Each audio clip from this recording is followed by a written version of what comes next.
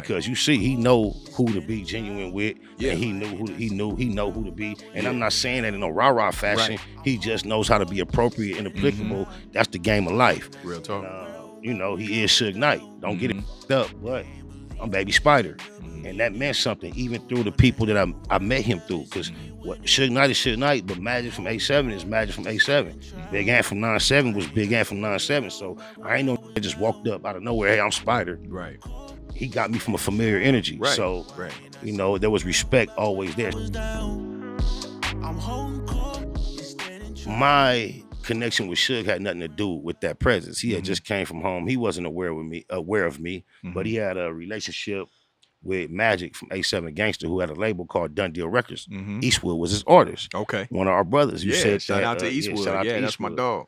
At that time, my big homie Ant, rest in peace, and Magic was best friends. So I believe at the initial meeting of Magic and Suge Knight. Now, real quick, I'm sorry. Okay. Is this the same Magic that used to allegedly rob everybody? Allegedly. Yeah. Indeed. Allegedly. Okay. I've heard a few things. I would never believe something like that. He's a very positive black man. Right. Has been active in this industry. But allegedly, I believe I heard something like that about him before. Yeah. Shout out to Magic. See thanks. But he and my big homie was like best friends. So it was almost inseparable, especially when Magic was making moves around the industry and shit. Magic is like this. Right. My big homie, not quite, but he yo. Yeah. And even the complexion, Magic's your complexion. My homie, like, it was just the perfect contrast to be there. And I guess throughout the conversation, Suge describing the type of artist that he was interested in connecting with. And the main thing I can remember in the description was he was saying, I don't want to have to go to his hood and save him from his homies. I believe it caused my homie to speak up like, we need to meet my homeboy. I had just left the meeting with T.Y. I was frustrated with T.Y.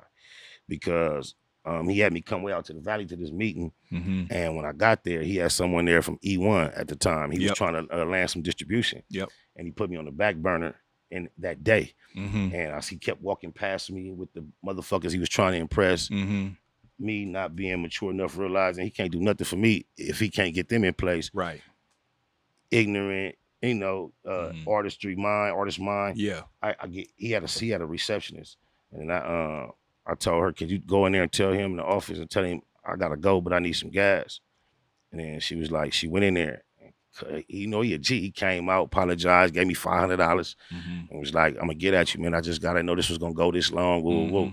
So I told him thank you, woo, left, but I still had an attitude. Swear to God, the big homie called me and was like, hey, this nigga Suge want to meet you. This is all within the 30 days that I said I was going to make all the effort I could to meet him, and I didn't make no effort.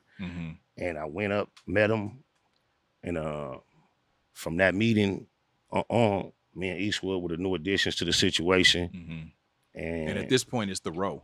It was the row, yeah. He hadn't quite figured that out. Mm-hmm. But shortly thereafter, I think he was going through the litigation process that caused him to have to change the name. Mm-hmm. And that's what it was officially. Once he came, stepped his foot down, it was the row. Mm-hmm.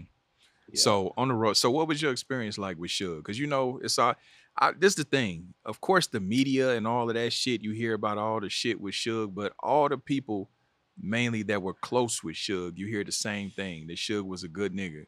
Well, yeah, I mean, I'm glad that he has such a terrible reputation Mm-hmm. because that's a hard reputation to live up to once you get around a real nigga, Mm-hmm. a regular nigga. So Mm-hmm. you kind of like overcompensate when you first meet him just Mhm. because of what you Yeah, expect, what you they hear. might assume. And then once you realize he respect what you represent to not never get at you like that, Mm-hmm. you kind of come down some and start Right. appreciating him for the man that he is as long as he meets you there. Right. Because you see, he know who to be genuine with, Yeah. and he know who to be. And Yeah. I'm not saying that in a rah-rah fashion. Right. He just knows how to be appropriate and applicable. That's the game of life. Real talk. And, he is Suge Knight. Don't get it Mhm. fucked up, but I'm Baby Spider. Mhm. And that meant something, even through the people that I met him through. Because Mhm. what Suge Knight is Suge Knight, but Magic from A7 is Magic from A7. Mhm. Big Ant from 9-7 was Big Ant from 9-7. So I ain't no nigga that just walked up out of nowhere, hey, I'm Spider. Right. He got me from a familiar energy. Right. So, Right. there was respect always there. Shout out to Godfather, too, from Mhm. Chicago, Mm-hmm. because I had experience with him and Suge years ago, Mm-hmm. where Suge played a key part in representing me to this OG nigga from Chicago that I Yeah. always appreciated. And I've never spoken to this dude from Chicago except the one time. Mm-hmm. And that's why I love the power of these platforms. Yeah. I recently did a interview with Reggie on Bond First. Yeah. And I spoke about the incident. And I get a DM from a motherfucker that say, he send me the interview and say, hey, that's my daddy you talking about, and I could put you in touch with him. Yeah. And so I've been going back and forth with Godfather ever since. Nice. And it's just like, you know, after almost 20 years, you start wondering if you remember it right. Am I putting too many extras on this story? Is this nigga somewhere telling people, well, it didn't go like that? And be able to connect and get everything confirmed that, yeah, it went just like that.